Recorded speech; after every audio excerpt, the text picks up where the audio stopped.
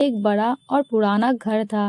اس کے مالک حسن چاچا شہر سے باہر رہتے تھے، اس لیے وہ گھر زیادہ تر بند ہی رہتا تھا۔ عالم نے سوچا، اتنی خالی جگہ پڑی ہے، اگر میں تھوڑا سا حصہ استعمال کر لوں تو کس کو کیا ہی فرق پڑے گا۔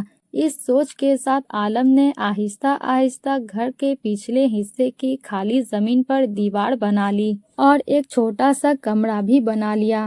حسن چاچا سال میں کبھی ایک بار آتے، جب آئے تو انہوں نے دیکھا کہ اس کے زمین پر عالم نے دیوار کھڑا کر لی ہے اور ایک کمرہ بھی بنا لیا ہے، تو انہوں نے جھگڑا کرنے کے بجائے صرف اتنا کہا، جانے دو، غریب آدمی ہے، شاید ضرورت مند ہوگی۔